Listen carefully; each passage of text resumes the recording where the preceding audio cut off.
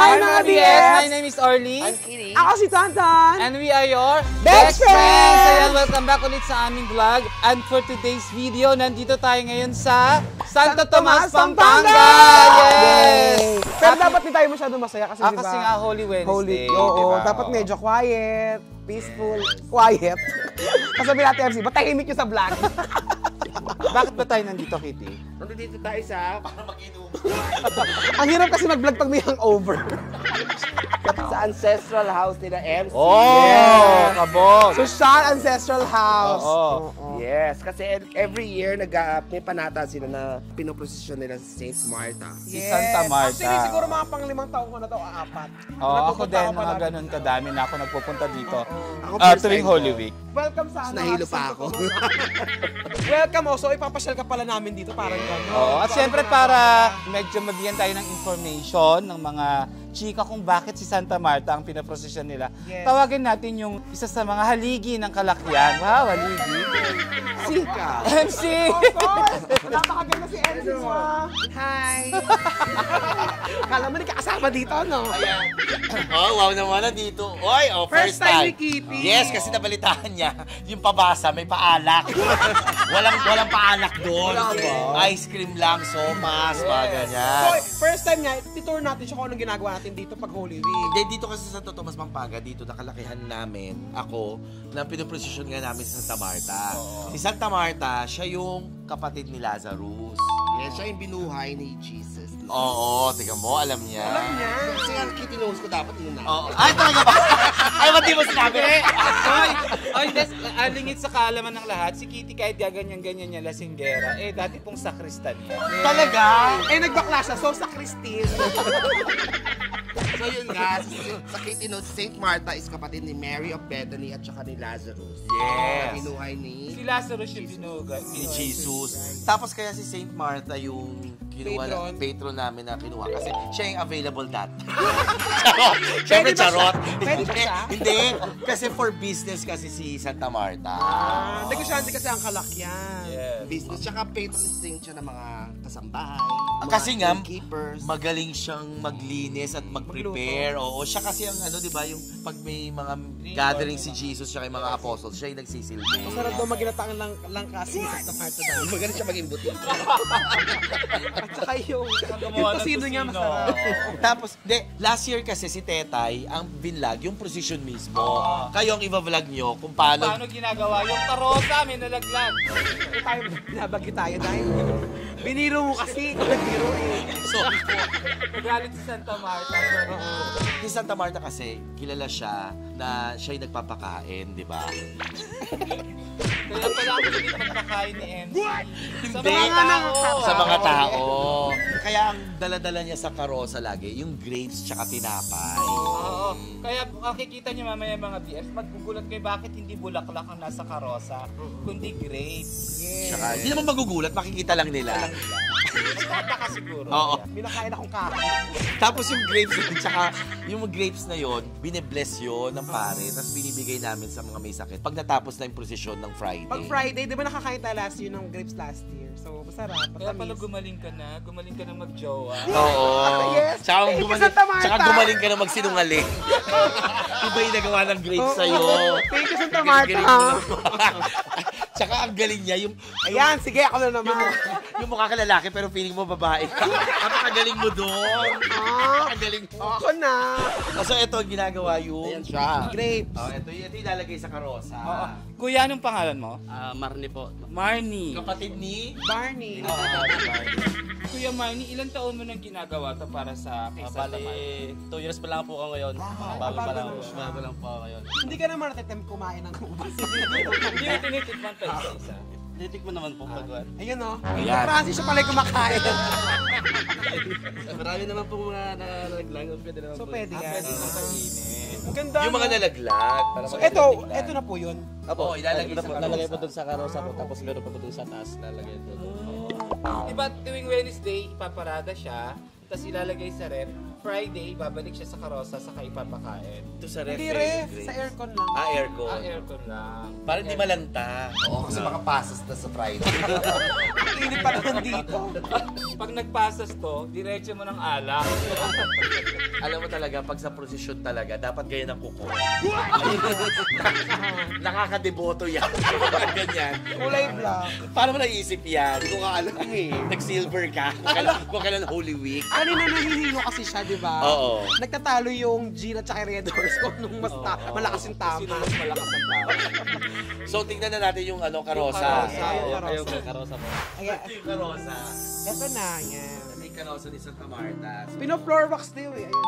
Oo, kasi nga, syempre, para gumanda. Dati kasi yung karosa barniz. Kasi kayong ginawang dark brown. Para magmukhang bago, syempre makintab, floor wax ang gagamitin, di ba? Sa mga kahoy na parts lang, di ba? Oo naman. Syempre, alam mo, i-floor wax mo yung halaman. Mga ilang taon yung ginagawa doon? Wala kang pakialam more. Parang 1980. Ewan ko, 1980? 81, 1981. So, 91, 2001. 40 plus na. 4 decades na. Wow, yun. Tapos sila dito yung nabalita ko, sila yung trendsetter. Kung ano yung mga bago, ginagaya ng mga kapitbahay. Kasi nga, yung mga ibang mga mahihirap. Charot!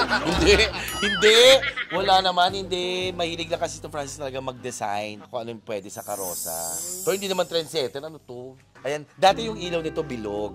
Ito. Oo, yung bilog, yung the usual. Yung natatakpan yung Oo. Ngayon, Nakapanig ganito ka na. na dyan? Alam mo, dati yung bata ako, dati nalulula kami dyan eh. Gusto mo ba pumanik? Baka hindi Pwede. ako yan. Pwede, kakayanin ka nito. Ano ka ba? Kahoy yan. Hindi, mamaya kasi ipapanig si Santa Marta. Oo. Bubuhan tayo tonton. Si Tito Alit yung... Hindi ako si Tito Alit na magbubuhan. Alam mo, si Santa Marta kasi nag-aalaga rin ng mga baboy-baboy. Alam mo, dapat nandiyan ka rin. Display. Oo. Hindi tayong dalawa, bakit ako lang? O kaya, ay, apat. Ay, Cupido. Oo. Angel ka na lang. Angel? Kondensada. Wow, ang ganda. Angel kondensada. Kaya sa mukha mo, talong tigyawa. Hindi to tigyawat. Siyempre, pag may pera ka, inaalagaan mo ng derma. Charot. So, pino-floor wax muna para kumintar, mas maganda siya nito. Oo. Saka mas maganda yung floor wax na may natitira talagang ganyan. Oo. Yung hayaan mong matunaw siya sa init. Talaga ba? Ay, hindi. Ayan, tama, floor wax, pati halaman, pino-floor wax. Tapos susunod, after nito, after magawa yung mga halaman, malinis yung karosa, ang huling-huling ginagawa sa karosa, yung sayal. Ano yung sayal? Yung parang skirt nung karosa. Oo, dito. Para matakpan yung mga ganyan. Oo, kasi ang pangit naman, pinaganda mo to. Tapos, papakita mo yung ganyang gulong. tao dun sa loob. Generator sila nito ginagamit para may ilaw siya mamayang gabi. Oo, yes. Tapos huling-huling ilalagay si Santa Marta. Bongga yun, no? Kami kandila lang kahit brown out. Eh kasi yung kayo yung mahihirap sa alabang. Kayo yung mga walang makain sa alabang. Kapag gusto mo tumatambay dun dati, tumira ka nga sa alabang. Oh. Hindi kasi nagkaroon ako ng pagmamahal malapit sa alabang. Hindi, nag-work ka doon. Oo, nag-work ako doon yung unang comedy bar ko. Sa alabang. Just, ang maganda rito sa Pampanga. Taga-Riles ka doon. Ang maganda rito sa Pampanga. Eto na. Sobrang init. Napakainit. Yung alam na alam mong summer, kaya dito tayo. Ang yaman ng kalakihan talaga. Dahil, Tingnan mo yung bubong nila, ayan na siya. Ano, mayaman niya? hindi, minimaintain namin yan. Industrial ang tawag dyan. Antique, yes. Antigo na yan. Yan ang gusto namin. Tsaka ito, may malaki kaming ginawa na fireplace. Yan. So, hindi, pag summer, gusto namin yan para mas mainit lalo.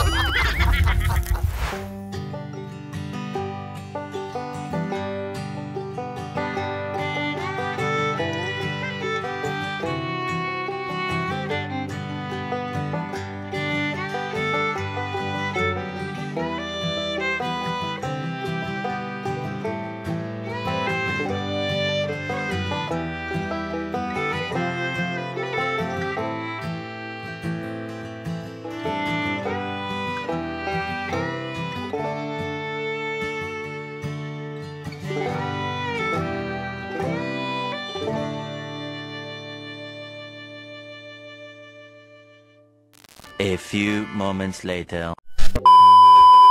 Guys, umuulan po mula kaninang alas 6. Mukhang may first timer kasi dito sa lugar na to. Ako, pang-apat na beses ko na or pangatlo tong prosesyon na to. Ikaw, Tonton. 4 or 5. So, first time na mangyayari po dito sa Santo Tomas na baka makancel ang posisyon. Sa lakas po ng ulan. Eh, may isa lang naman pong bago dito. Siya ho. Si Santa Marta po nasa labas na. Sa labas na siya, naka-ready na siya sa labas. Ayan. Maghihintay pa kami ng ilang oras para malaman natin kung makakapag, tayo, parada ba tawag? Parade ba?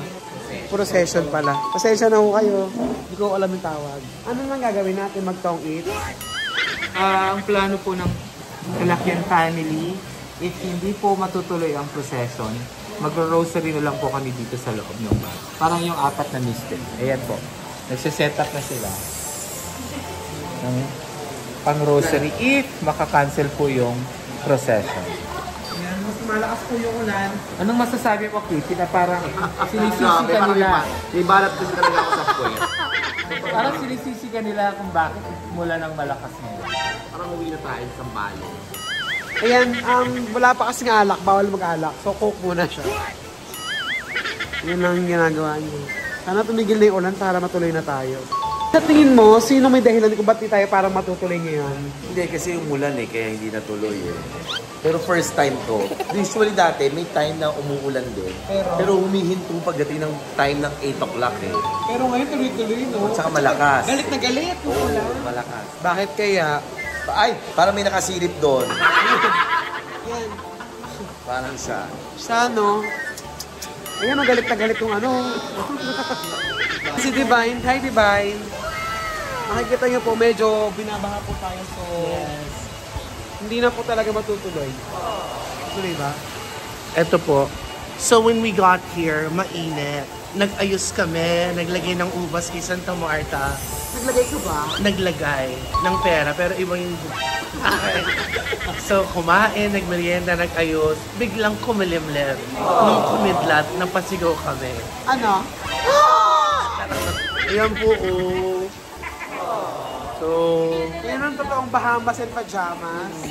Guys, i-figure out muna natin kung ano mga magaganap. Kasi habang lumalakas po yung ulan, yung batang to nagde-dessert. Lakas siya mag-dessert. Ayan, so mga BF, nakita nyo naman, binagyo po ang prosesyon nila Ate MC. Yes, sa Pampanga. Yes. Kaya hindi natuloy yung posisyon. Actually, ang balita namin hindi lang sa Pampanga, pati sa ibang parts ng Luzon, sa Bataan, hindi rin natuloy ang posisyon. Pero, syempre, matutuloy pa rin yung prosesyon ng Biyernes Santo.